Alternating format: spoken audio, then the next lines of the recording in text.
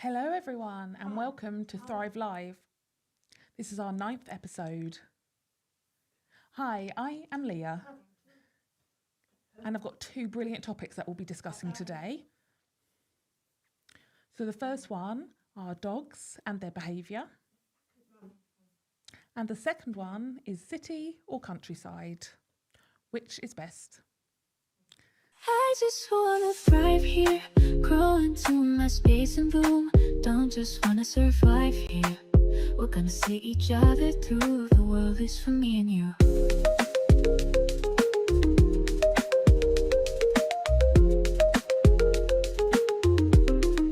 I just wanna thrive here, grow into my space and boom. Don't just wanna survive here.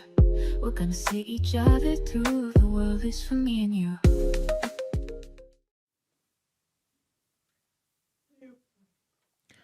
So, I've got three wonderful guests here with me on the show today. We'll start with our first guest, Julie Beckett. Here's Julie. Hi, it's lovely to see you. So my second guest is Sally Baker. Hello. And our third guest is Gem Dixon. Hello. Lovely to be here. Welcome, everyone. Oh, it's my first time meeting you guys. It's lovely. So, the topic of dogs. Yeah, I'm excited to chat about it. So, what are your first memories of meeting a dog? Can you remember? Oh, yes, I can remember. Oh, I definitely can. I can't remember how I became to get a dog, but I've always grown up with dogs in the family. So we've always had dogs, especially Labradors. So hence why I've got a Labrador now. I just love them. I just like them. I don't know why. I think there are loads of different types of dogs that I feel a bit unfamiliar, but I know what a character of a Labrador is like. And what about you? Oh, yes, yeah, I can remember. So my first dog was my parents' dog, and it was Sandy. Yes, Sandy with a Y. It was like a border terrier cross, a lovely little dog, really small. I had it when I was little until I was 17. And obviously it was my parents' dog, but then they've had their own other dogs, and then I've had mine. And I've got a border collie cross as well. And well, we've had many other pets and things, but I can remember that dog.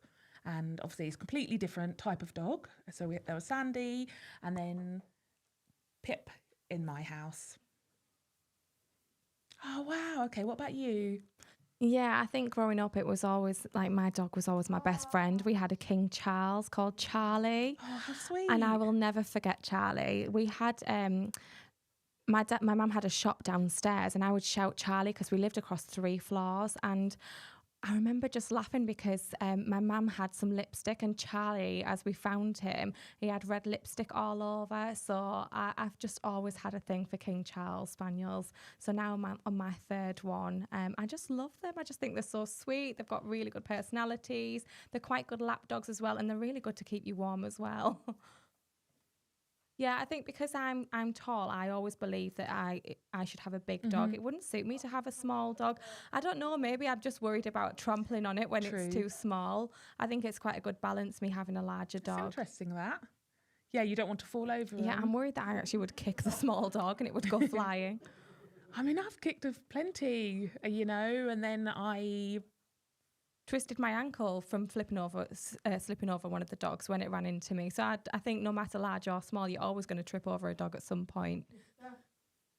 What was the biggest type of dog you'd met before? Oh, a Great Dane. Yeah, wow. When they jump up as well, they're way taller than I am. Really? Yeah, they're extremely large. You say Great Dane? Yeah, Yeah. they're huge. Yeah, many times because I work as a vet and you've had them jump up and they're big. They're soft, but they're awfully big. So you've met quite a few at your work then, have you? An Irish wolfhound. Yeah, they're beautiful, but they're huge. They've got really long hair, haven't they? Yeah, really long. When they come over, they want a little kiss. It's Wow. lovely. Yeah, I think for me, I've seen them like that as well. And I look at them in awe because they're so Yeah. beautiful. They're so large and majestic when they walk across. And it's just, I just watch them as they pass. And they're just wonderful to watch, aren't they? That way they're so relaxed and how they pace when they walk. Yeah, and they seemed quite respectful along with other dogs as well. I've noticed that my dog is always quite accommodating with other dogs as well. So I've got a Rottweiler actually. So I have noticed people do judge the dog. They see it and straight away you can. I think that's See that. because of the name that it holds. Yeah, so it brings me to another question really. Like, what do you think about dogs' behaviour? Well, really, I think their behaviour, it depends on past memories. Have they had terrible experiences, any abuse when they've been younger? Are they avoidant of people? And also, like, it depends on the dog's needs. Who have they learnt from? Who have they been around? You know, it's the same as a baby. Like, you know, we teach children at school, and mummy and daddy teach at home. It's the same for the dog. They learn from who they're around, and that's really important for them to then develop really good behaviour. You know, some people might, or some dogs, sorry, might have really terrible memories, and that just stays in their mind and links to their behaviour. Yeah, I totally agree with what Julie said. When I had the dog that was a puppy, I treated them the same as a baby, so we treated them as if they were a child. And you're right, they do learn from us as adults, from the owners. If the dog behaves badly, it could be as a result of their owner not teaching them very well. Do you agree? Yeah, I think it's sad because quite often you see on the news, I mean, even one recently, a baby was killed, mauled by a dog. And I think, you know, what breed, and people quite often associate a breed with being bad, but the news doesn't help that stigma. Yeah, I think people kind of expect the likes of like Rottweilers and Alsatians and other types of dogs. I think they expect them to be bad dogs. So maybe they No, teach that's them not to true. be that way, and they teach them to play like rough games, and they don't teach them the best way that they could. And obviously they're sensitive around babies and children, so they should be modelling that better. Yeah, definitely true. And you know, lots of dogs are brilliant around children. You know, I've seen videos on Instagram of the way that they just look up at the babies and they're so calming. So, got a question for you. So, have you thought about how dogs behave and how it's linked in to the previous memories? So, obviously, I'm at work every day and we see so many different dogs, and their behaviour is really variable. Don't really know how to explain it, to be honest. So, one example, you might have a dog who's outside the vet and has really great behaviour, but as soon as they're inside, they're so nervous. Because obviously it's like us going to the doctor. We know, like, oh, okay, we might have to have an injection or we might be ill. And it's the same for the dog. They might not want the injection and they've been there previously for, say, an injection or vaccination, and now they've got that memory attached to the place. Yeah, and also dogs have got fantastic memories. I remember just recently when there were fireworks and my dog instantly became really anxious, and then they've been frightened for about a week since then. And I do have to slowly encourage them because they don't know that it's not going to happen every day, so they remain anxious. Yeah, and because it's just once a year, you know, how do you explain that to a dog? It's fine, it's just fireworks, it's nothing bad, it's not going to happen regularly. And they also have very sensitive hearing. And they're powerful, like you said, sensitive, but yeah, I think it's 40 times more powerful than a human's ear. Wow, okay. What about the emotional support dogs provide? Yeah, I think that's an interesting topic because dogs can get upset if you're upset. I think that they can sense humans' emotions, And the which is nose. it's really interesting. I think it's amazing, really. I think the smell, you know, body language, what we emit. Like you said, like that smell, the texture, like pheromones coming off the body, dogs can spot that, can't they? Oh, yeah, definitely. And the same if people, you know, are ill, they might have cancer or someone's been on drugs, something like that, dogs can spot. Yeah, and like some dogs can spot seizures as well. Oh, sorry, 1 second. So do you think dogs should be accepted in the shops and allowed in those spaces? I think it depends, really. For example, or like a beauty shop, for example. Mhm. And places where there are food, I'm a little bit uncertain about those types of places. I think it would depend. I think as well it depends on the dog as well, if they're well behaved, because you might get some that are frantically running around and not behaving well. I think well behaved dogs maybe would be more allowed. And lots of people are scared of dogs as well, so it depends on that setting. Yeah, I know as well that there are certain pubs maybe have a separate section where dogs are maybe allowed in the bar but not in the restaurant, and I think that's a very fair compromise. Oh yeah, definitely Because if agree. people are in the restaurant, they might be paying more money. It might be a more sophisticated event. They don't want to be finding dog hairs in their food, do they? It's Yeah, that's true. right. I mean, and then it gives a bad reputation to the restaurant. And, you know, the chef obviously has pride in their work, don't they? And they don't want other people to finding hairs in their food and blaming them. Well, yeah, so yesterday I went to a restaurant and it had a sign and they had a little dog menu as well. So they've actually become quite dog inclusive, really. And they'd got like a special menu as well that they'd made for the humans, for the dogs. And I just thought that was sweet, to be honest. What, do they have dog balls there as well? Do Yeah. they issue it there?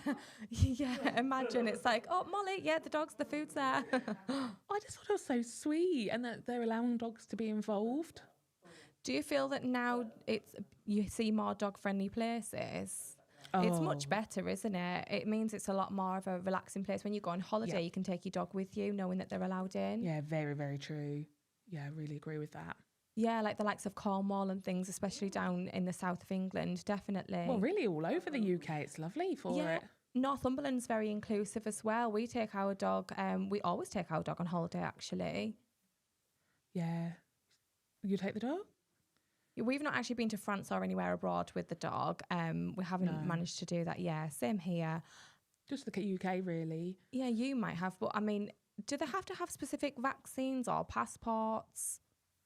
So there's an animal health certificate. Yes, that they have to have the right. same like our passports, really. Oh, okay, right. But when you're abroad as well, like we haven't taken a dog abroad. We've travelled quite a lot across the UK with them. Of Yeah. course, it's just so Yeah, many which is- beautiful places. It's good enough, isn't it? Yeah, we have had the best times walking the dog in the UK. So is it easy to get that sort of passport for the dog? It's a health certificate from, I think, is it from the vet? Yeah, animal health certificate from the vets. Very much like our passports, really easy. But so if you are going, you need to make sure you've got the stamp from the vets and you can go anywhere with it. Interesting. And possibly you can do it online as well, but I think it's easier at the vets, to be honest. Ah, you have to go? Yes, well, yeah. So I suppose it shows, I think they might have to have vaccines for like against rabies. I think depends, like whooping cough. I don't know. It depends on where the country they are going, which country they're going to. Sorry. And what about like ferries? Are you allowed dogs on them? I've never heard of dogs being allowed on cruises. I'm not sure about that. Oh, I don't know then. I've tried to take my dog on a small boat, on a little boat trip, and they did not like it. She didn't like it at all. Oh, Yeah, how cute. she needed a lot of encouragement, and I think if you were to do something like that, you'd need a lot of training because it's quite new to them, isn't it? And they need to get used to it as well. Have you seen that dog who surfs with a man? Yeah, I've seen that. And dogs on paddle boards as well. Yeah, that would take a lot of training, wouldn't it? Surely months and months of definitely food training to get them used to it. I think people don't realise that these things take a lot of training because people see these things virally and think, oh, I'm going to do the same. And you need to encourage their confidence and build up the dog's confidence as well. So I would love to go to France one day with our Rottweiler. Yeah, is your dog good at travelling? Are they good in the car? Yeah, perfect. Oh, mine isn't. Why Mine's not? not. I don't know. She just doesn't like the car. Mm-hmm. Yeah, But- mine's the same. I think the problem is when she gets out the car, she's absolutely fine. And the vet said, really, there's nothing they can really do about it. It's just that we need to find another way of how to improve that. Oh, sorry. What about flights? When they go on flights, do they have to be in a certain place where they get seated or stored? Yeah, but it can be quite stressful because there's a lot of waiting to be done if they're flying, and it can be quite a small environment in the underside of the plane. I think I heard somewhere, aren't they trying to get flights like from America somewhere else, and everybody's allowed to buy a seat for their dog. But everybody like wants to buy a ticket because they want it with their dog. I don't think my dog would like that. I don't think mine would either. I think it would be crazy. Imagine all the dogs there. My dog would be so anxious. Imagine the air pressure and all of the atmosphere. But I think everybody was happy with that flight. They were so happy. Okay. Yeah, I saw on Instagram, I think it was somewhere in America, they had like a dog day centre. So they had a minibus that would go and pick up all the dogs from each of their houses. And the minibus was just full of all the dogs and they all looked really happy. There's nothing like that here. Yeah, like children, but it's like dropping the children off at school or picking them up for school like dogs. Definitely like a school trip. I think it's a really good idea for like dogs, like dog training. You really need to polish their skills and they need to know how to listen and they need to improve their behaviour. Did you ever do dog training? Yeah, it's really useful for dogs to learn like the situation, be mixing with other dogs, other people, to listen to different cues.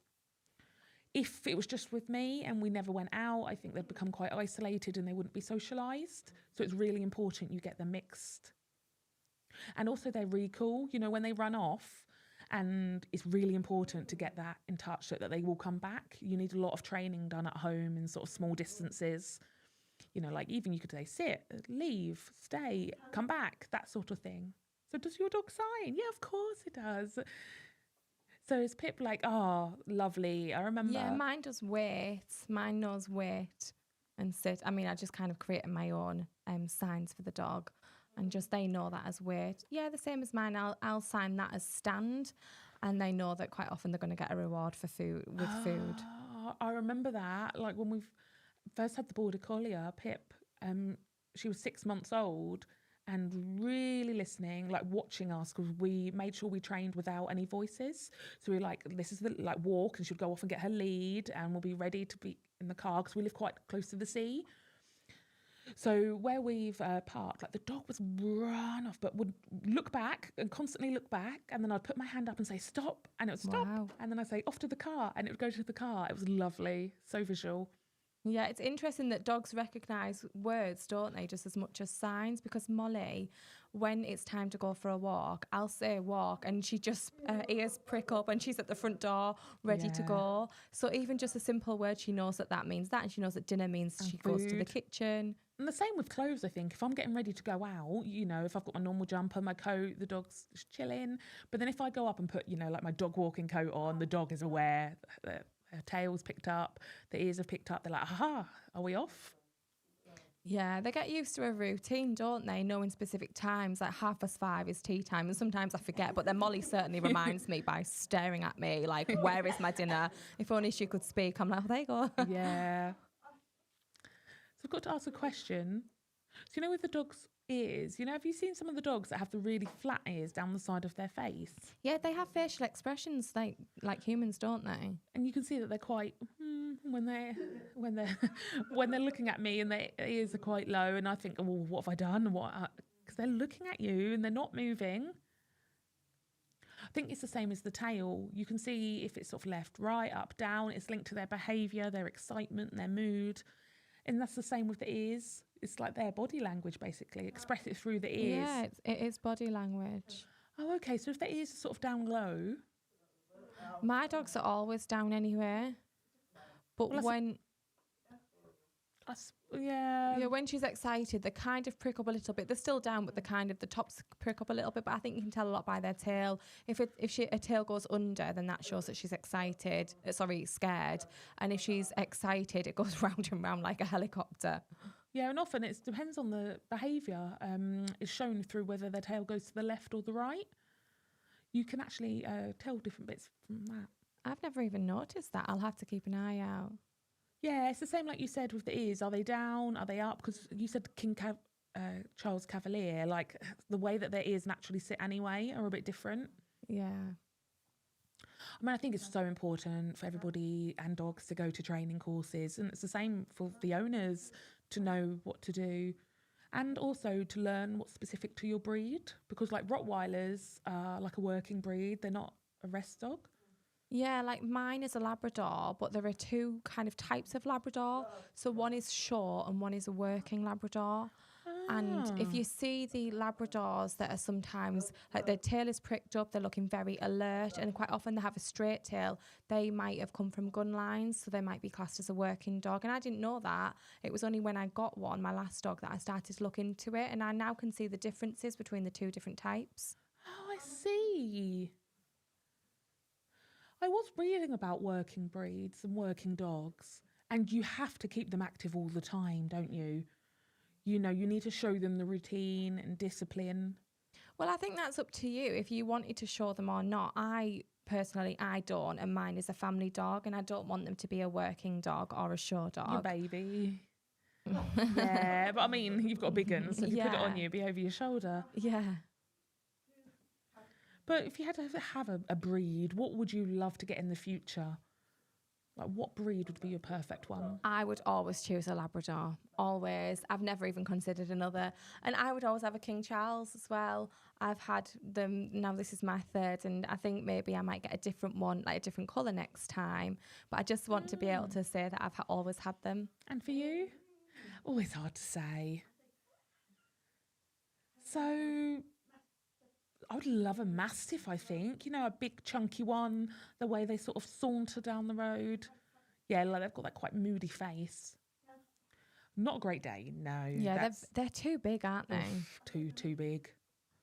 I think a Mastiff.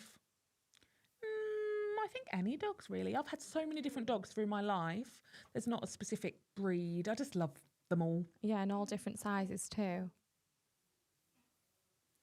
So have you heard of, is it like a border dog? Saint Bernards. Yeah, because they can stay outside for ages, can't they? Yeah, I've seen something to do with like a whiskey barrel. I don't know. I've got like an image of it, and I don't know if it was real or not. I can't remember specifically. Is that with the Saint Bernard? You know, when they've got the shows and just the way that they're portrayed, yeah, they drool a lot, don't they? Do you remember, have you seen in the film where they're sort of They're jowls very, going? very slobbery. No, thank you. Not for me. Yeah, and then it's slobbering over the left and the right, and it's just, yeah, the way their face is hitting you, and I sort of pat it from afar. So small dogs can behave just as badly, though, can't they? Yeah, it's the same. It doesn't matter what their size is. Yeah, I agree. They can be quite small and bitey and chappy, really.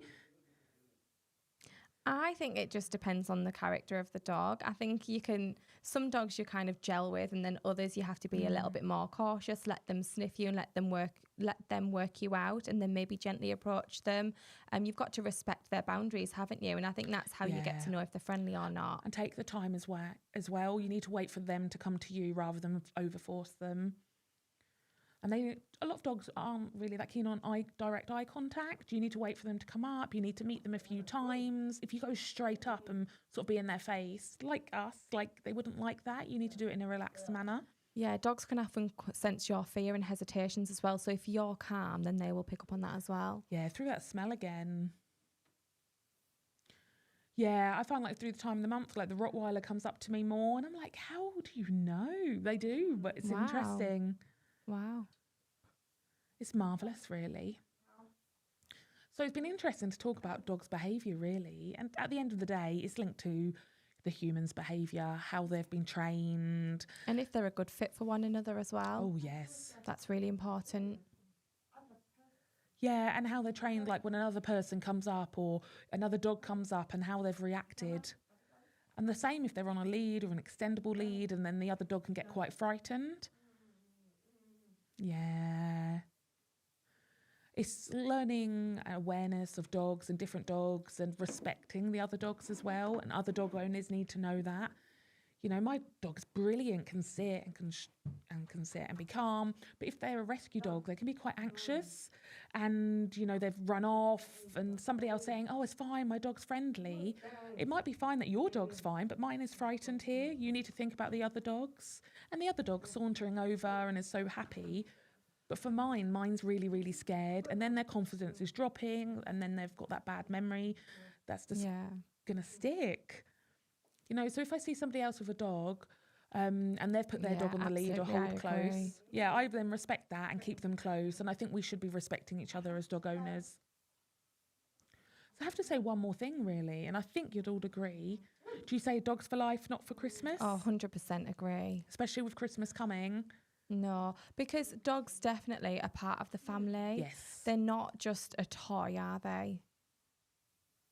Yeah, and people go, oh, let's buy a little present. It's not, is it?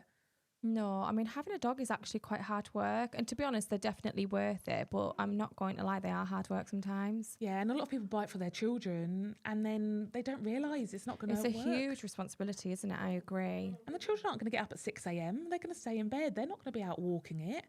You know, the children aren't wanting to pick up the poo. Like, it then becomes the adult's responsibility, but they haven't realised that. They bought it for the children, and then it's too late. They thought it was a toy. Yeah, when I first bought my house, I was 23, and I thought straight away, I have to buy a King Charles Spaniel. And my friend, who also had a dog growing up, we both looked together, and I think it was quite funny, actually, but we named him Babe.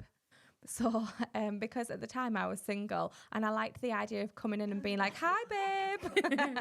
Oh. So I did that, and then the dog would come over. It was honestly the best dog I've ever had.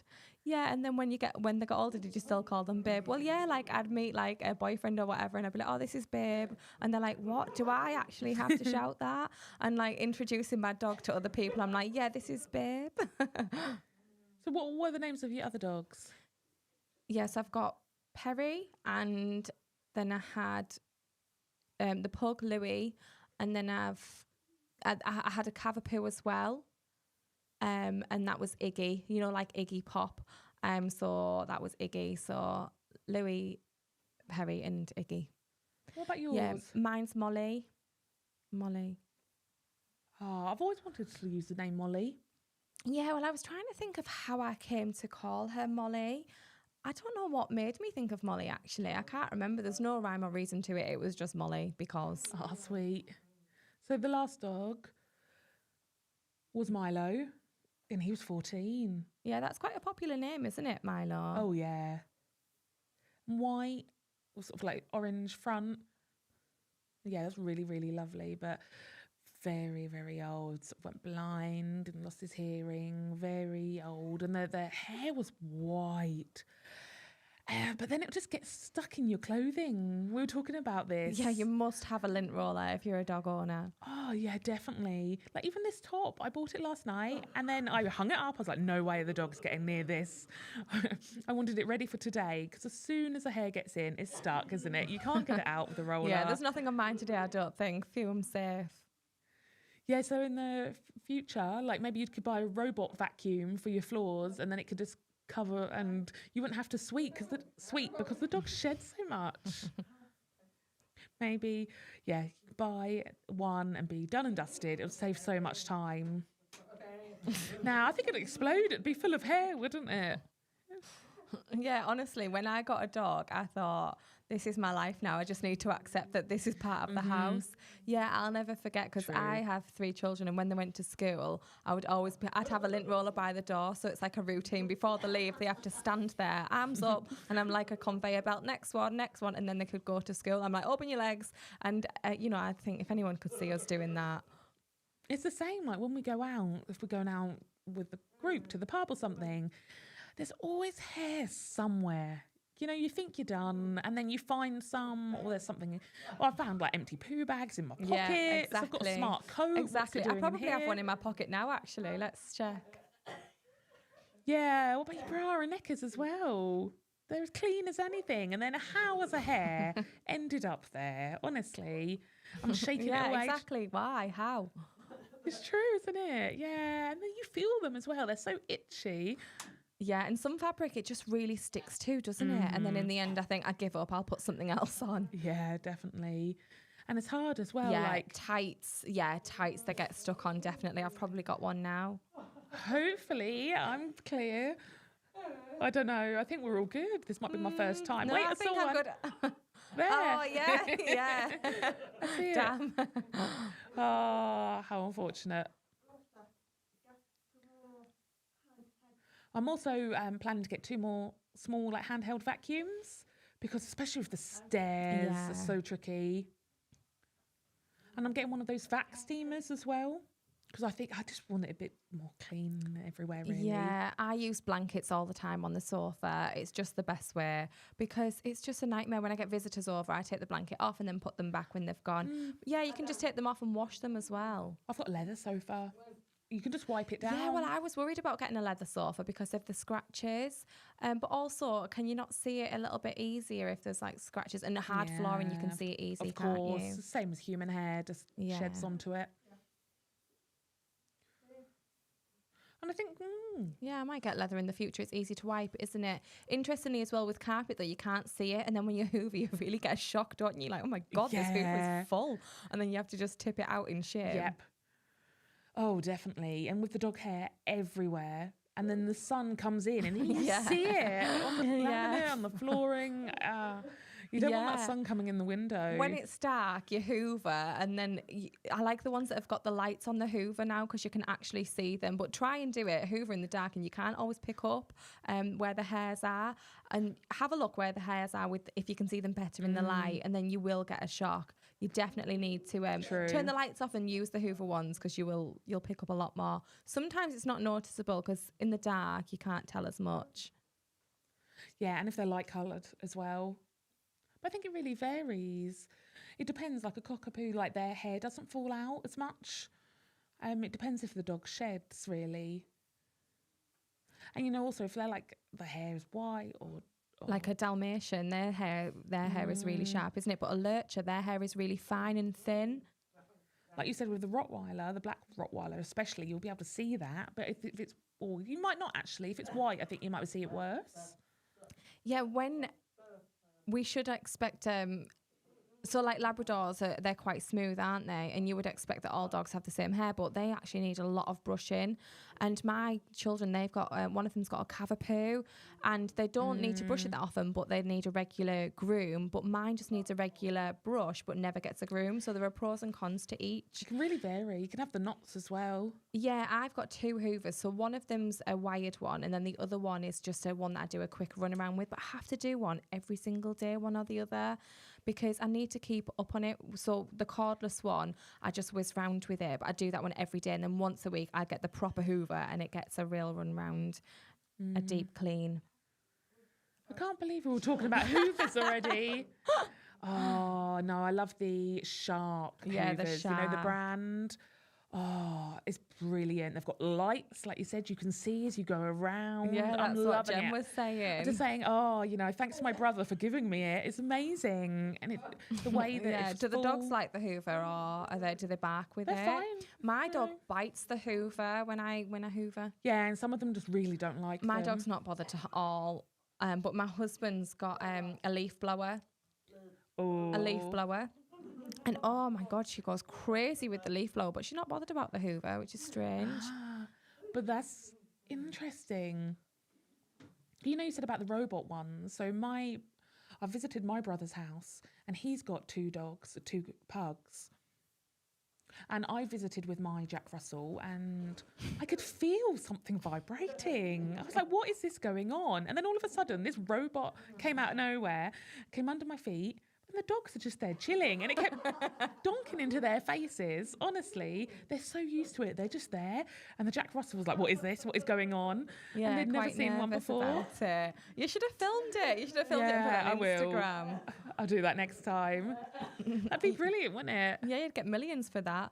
You could put a plug on top of it and see if it likes it. I mean, You it might could prefer try. just smashing into the face, but you could send it on a little ride. One was frightened because they didn't know what it was, and the other one was just bashing into them. So let's quickly talk about some other animals. You talk about these. Have you seen the cats on top of them who are just purring away and licking themselves?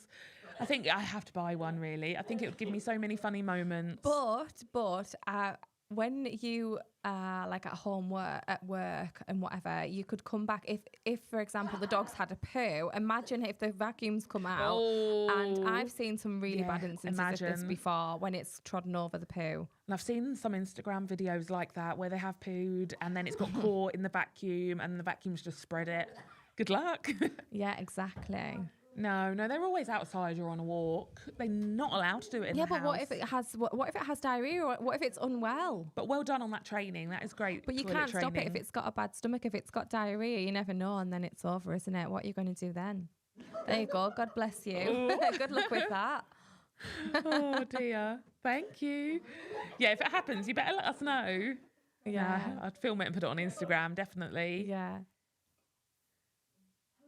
So, wow. I think we'll have to stop on this topic. Otherwise, that might make me a bit sick. But it is true. It's true. It does happen. It has happened. Yeah. Wow. I feel lost for words, to be honest. Oh, get out of the way of that. Out of the way of toilet talk. And we'll come back to dogs. So people always ask about dogs or cats. I think they're so different as animals. And it's really good because we live in the countryside and it's brilliant. And I think that can be better for pets than city. What do you think? I don't know, really. So sorry, I just need to look away a second. So just want to come to the audience and say, oh, we've had such an interesting discussion. What do you think? If you could add your responses into the comments, that'll be great. So the second part of the Thrive Live today, we're going to be talking about the topic, the city or the countryside. Where's best? Where would you prefer to live? And what's best for deaf people? So what do you think? So the city or the countryside? I think it depends on where somebody lives. I think if a dog is more suited to the countryside, I don't know, would I move to the countryside for the dog? I think there's pros and cons of living in both areas, actually. I think the countryside, you can drive. If you can drive, it's fine. And if the public transport is good, that's fine. But if you don't have that access, then it can be quite difficult. But in cities, you've got, say, the tube, you've got trams, you've got buses, you've got the ability to walk and maybe cycle to places. I think it depends on each individual. You've lived in London before, have you? No, I've done a day trip and that's enough for me. Okay. Yeah, same as me. I'm not a city person. I very much I don't mind a town, a small town, but a city, for me, the same as Gem, I would go for a day trip. And you? Yeah, I don't really like the city centres, sort of towns, like heading for shopping, but I love the seaside. I love living outside of the towns, really. We're not far from the beach, about 20 minutes away, so it's tricky because we've got the sea, I don't know, we've got the countryside. I love having access to both. You know, you could go to the countryside and it's lovely and quiet, or you could go to town, but sometimes if you go with the dog, they don't know what's going on because you've always been out and about in quite quiet places.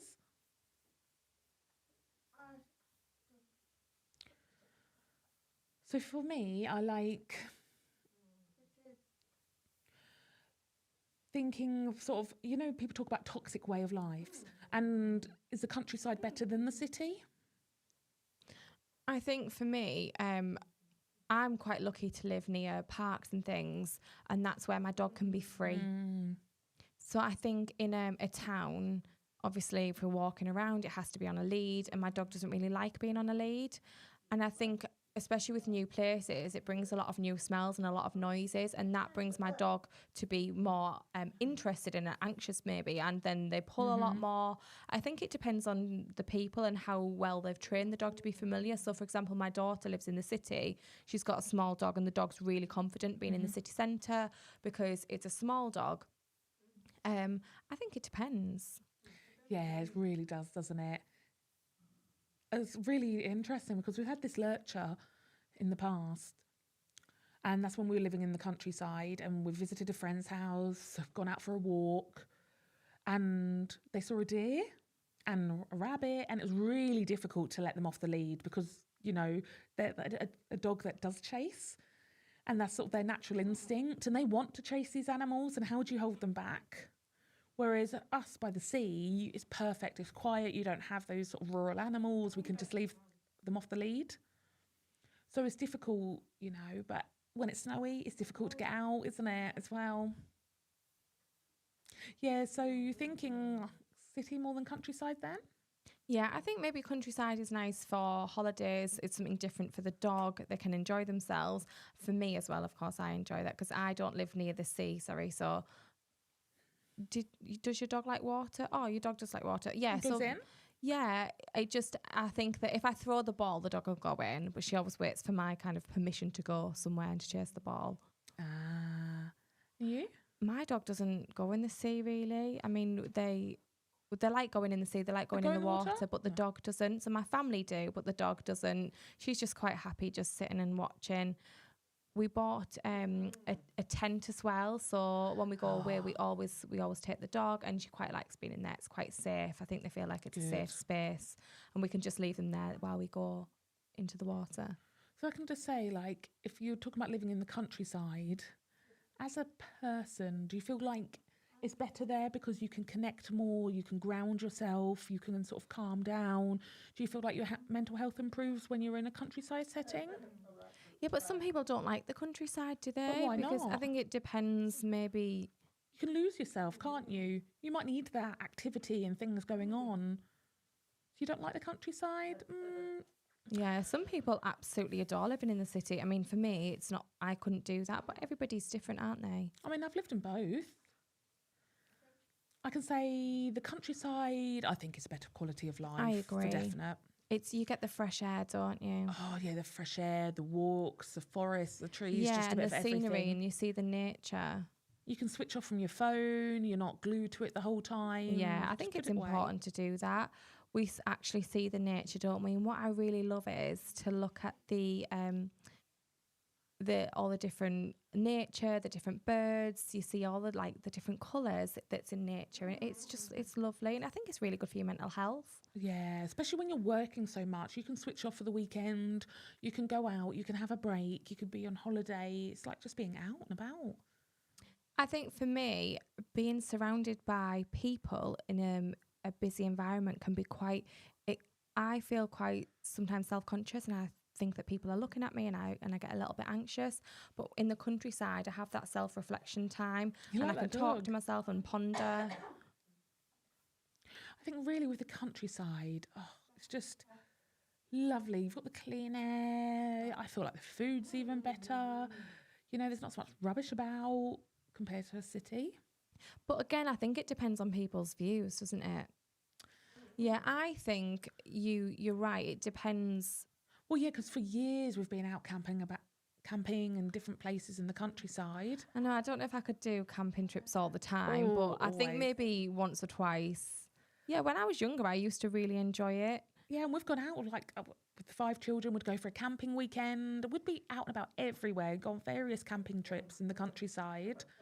We'd got like the tent, the camper van, like everything, and they loved it. They were so active with the dog too. That's lovely.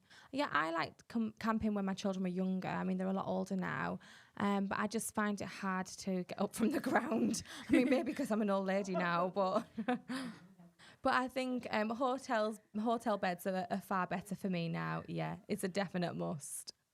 So I've got to say, really, if I had to pick the city, like from my personal experience, my best city that I've ever been, it'd have to be a city that's next to the sea. I wouldn't want like a city that's sort of slap bang in the middle of land. Yeah, like Where should I say? maybe Sydney. That's quite close to the sea, isn't it? I think that might be like the best place if I had to choose a city. Why? Yeah, I mean, I think you could. It just as long as it's got the park and things for the dog. Yeah, that'd be good. Yeah, I feel as well. What's important to me is having some greenery as well. So Yeah. not just to have to be in somewhere that's heavily residential.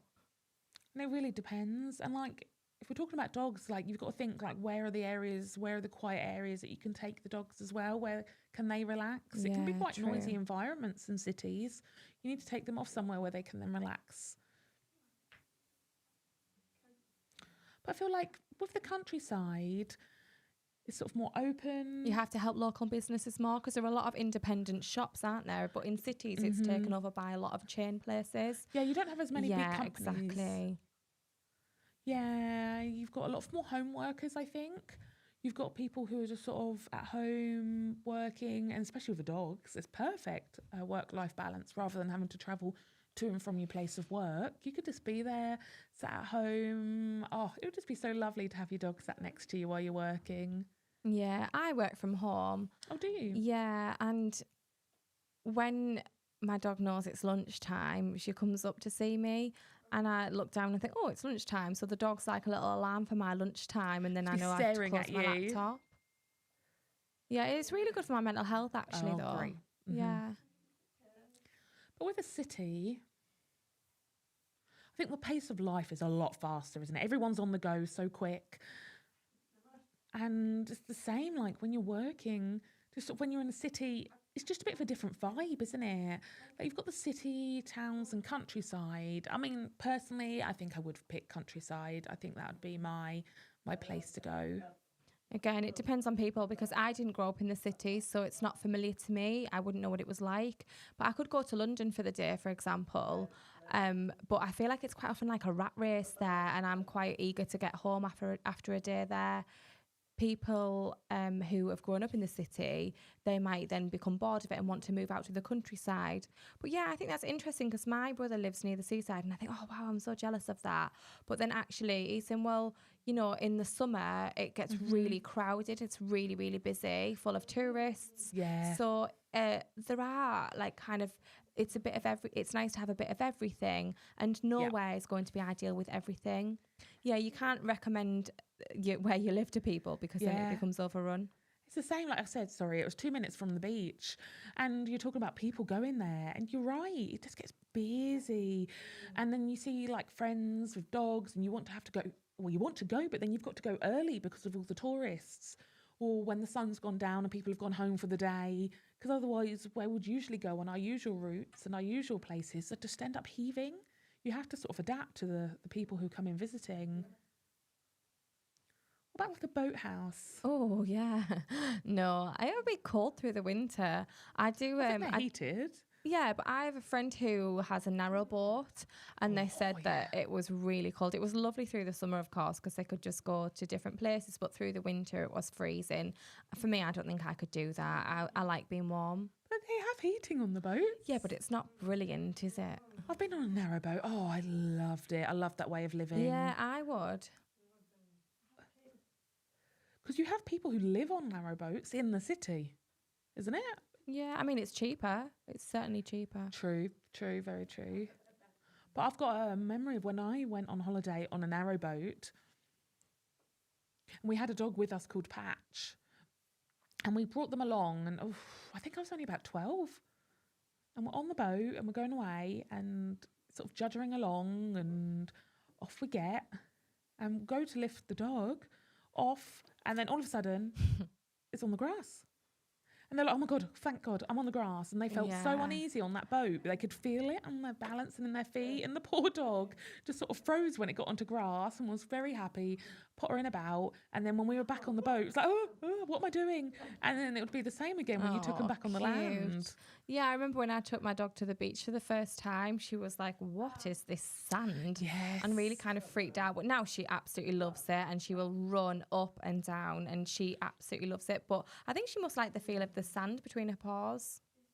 So would you move to the seaside? I would, yeah. Yeah, I definitely that's would. where I live.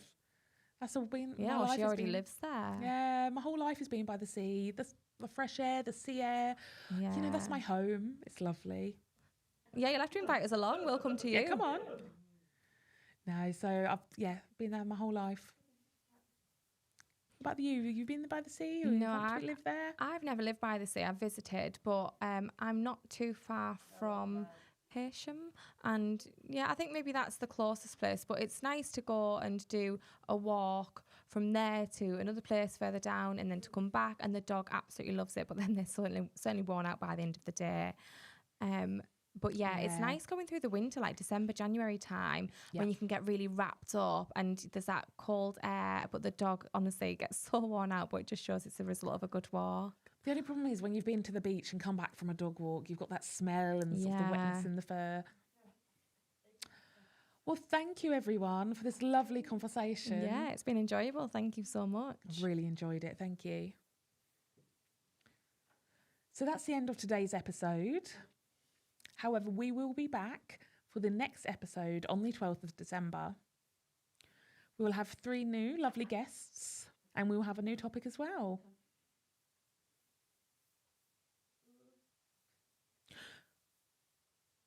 So the topic will be table or screen, power of story. I just want to say a big thank you to SignWow for sponsoring us today.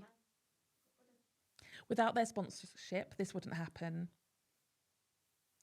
So SignWow are a VRS, which is a video relay service, and you can call via an interpreter to various places.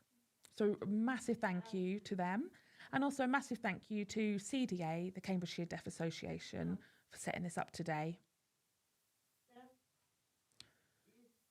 So CDA have various other services available. They go and support deaf people who are quite isolated in the community. They can support with various issues that deaf people experience. They reach out to those people who are isolated, who are really struggling with their mood and with their mix in the community, and CDA can help support that and encourage them to socialise. So we've got more information about CDA in the description below.